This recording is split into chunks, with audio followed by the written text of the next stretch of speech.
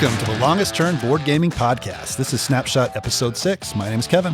Hello, this is Tyson. In this Snapshot episode, we take a quick look at the game Lost Ruins of Arnak. We'll give a short overview of the rules, theme, what we like about the game, and where you can find it.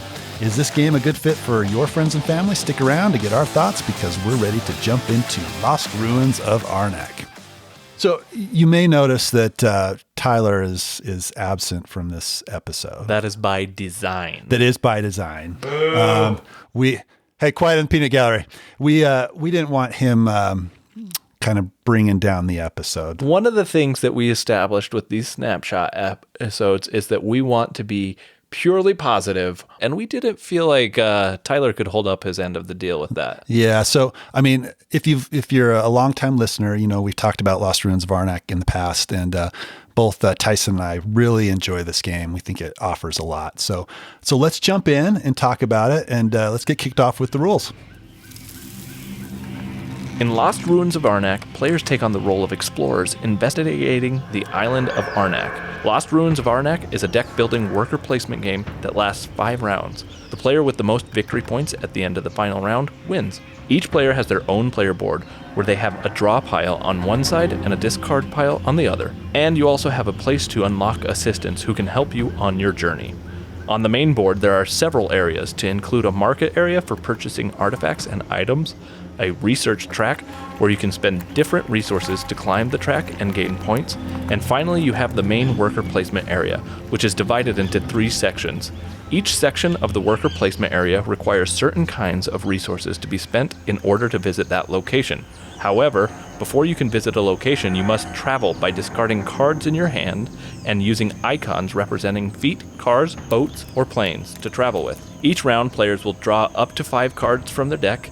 Then in turn order, players will take turns doing one main action by placing a worker on the board or playing cards from their hands. Players may also do any number of free actions on their turn as they desire. Once a player is no longer able to, or no longer wants to do an action, that player passes. Once all players have passed, if it is not the final round, the start player token passes and the round marker advances so that players can begin a new round. Let's talk a little bit about what kinds of actions players can do. You can play a card from your hand to gain the resources on the card. You can buy a card from the main board and add it to the bottom of your deck, not the discard pile. You can discover a new site on the main board to reveal new worker placement areas and immediately gain the benefits. You can dig at an existing site on the main board. You can overcome a guardian that is protecting one of the revealed sites, which will get you 5 victory points at the end of the game. You can research by moving one of your 2 tokens up along the research track. The higher you get on the track, the more points it will be worth at the end of the game. Or you can pass. Each of these actions have a lot packed in it, but most actions revolve around gathering and spending resources. There are several kinds of resources in the game, but some are more valuable than others, and some cards in your deck can even give you fear and be worth negative points at the end of the game, so you'll need to carefully balance which resources to gather. At the end of the game, you will score points for where you end on the research track, how many temple tiles you collect from discovering a new site, the number of idols you both collected and did not spend, any guardians you overcame, points you earned from artifact and item cards in your deck or discard pile, and you may lose points for any fear cards left in your deck. There's a lot going on in Lost Ruins of Arnak, but that is a little taste of what you can expect. So let's get back to the table and talk about what we like about Lost Ruins of Arnak. All right. Thanks for the rules explanation, Tyson. So what are some of the things that we like about Lost Ruins of Arnak? I feel like at the time that Lost Ruins of Arnak came out, it was a little bit of a novel idea to have worker placement combined with deck building. And now it's everywhere. Right, yeah. But this was kind of one of the first instances in which we saw that, and I love that about this game. I love both worker placement and deck building as mechanics in a game. Mashing those two together, it's like the perfect combo. Exactly. It creates such a good opportunity, and I love that in this game, you only have 2 meeples for your worker placement. Yep. However, you can do a lot more than just place workers in this game, and I think that itself offers a new take on worker placement that I've really enjoyed. Yeah, and the fact that you only have 2 workers, it makes it so important where you go with those workers because resources in this game are very tight, right? And you have to figure out, it's like a puzzle every time you play, right? So you need to figure out where you're going to go to get the resources that you need to do the things that you need to do with those resources. Like you can go to a site and reveal a guardian, for example, and there's certain requirements that you need to defeat that guardian.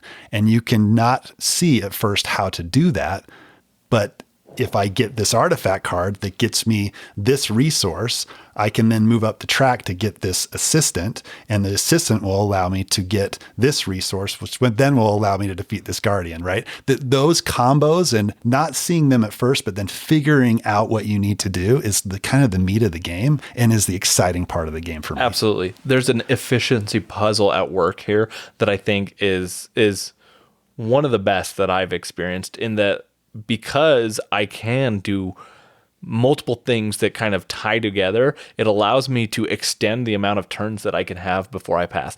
One of the things I love about any game that allows you to pass before the end of the round, like it's a personal goal of mine to not be the first one to pass in most of those styles of games, because I feel like I'm missing out if I do. And so I love how Lost Ruins of Arnak allows me to make decisions and kind of puzzle together how I can extend my turn, because there's a lot of different ways to do it. And just like you said, Kevin, it's sometimes you don't see how it's going to all work out until you've started moving things around, and then you're like, oh, I've got it. And that moment is fantastic. Is awesome. It's like one of those, I love games that make me feel smart.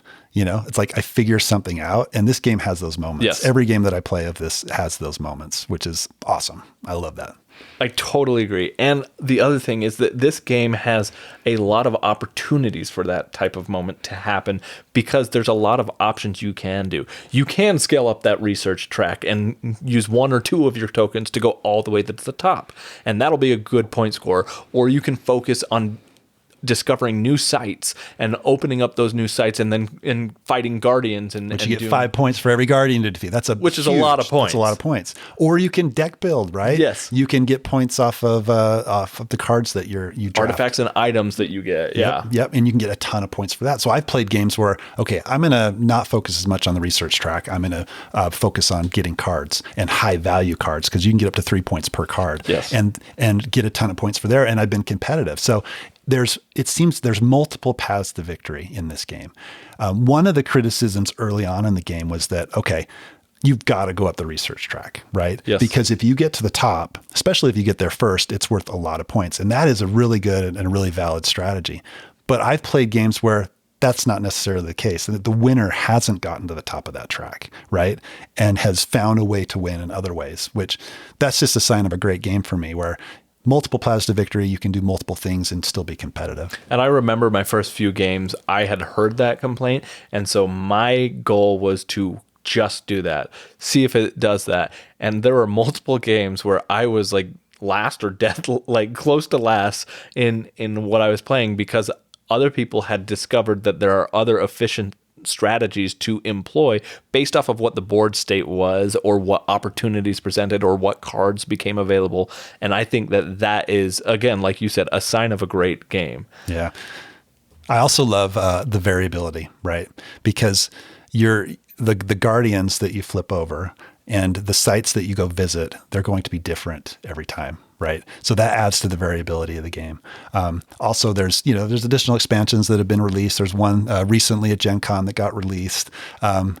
There's a lot of variety. If you want to explore the system more, you can absolutely explore it more. Which is awesome. Which makes it good for all sorts of different players' styles. Like the base game, I think you can approach it for people who are just getting into kind of bigger, heavier style board games just after Catan or something like that, and they're starting to play it. But you can also add the Leaders expansion in, which adds really asymmetry kicks to it up. every player, and makes it so that there is a lot more strategy in what you're doing there. And there's a lot of different things that you can do to add to this game that I think makes it continually replayable the more and more you play it. Even the base game, you have two sides of the board, which allows you to do different experiences.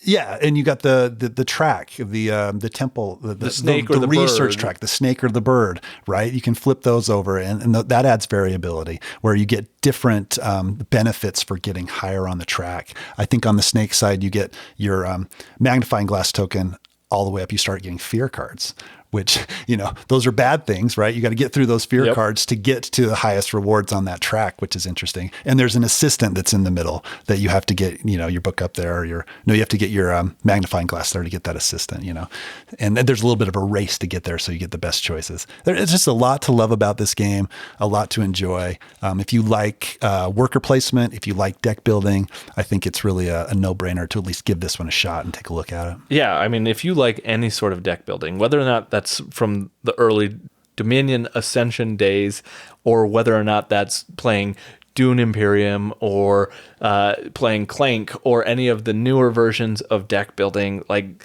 I think that this is a good game for that. But also, if you like worker placement style games at all, if you like viticulture, if you like Stone Age, Anachrony, whatever it might be, like, this does a good job of giving you both of those experiences, I think, in one package. And even, if you go back to our first Snapshot episode of 51st State, as you were talking about the efficiency puzzle and making sure you're not, you're using your resources to the best of your ability, that game is also an efficiency puzzle every round. And it may be one to kind of think about as well.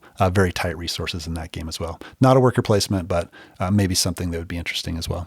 And the other thing about this game, it's widely available. This is available on lots of different places, such as even Target or Amazon or Game Nerds, Miniature Market. Anywhere you find games, you're going to find Lost Ruins of Arnak because of how popular and how well received this game has been. It's not going anywhere. It's continually on the top, on the hotness of on BGA. Yeah, you're probably BGG. Yeah. And you're probably, if you're listening to this, not likely to. This is not the first time you've heard of this game, but we love this game so much that we felt it deserved its own kind of episode for Lost Ruins of Arnak.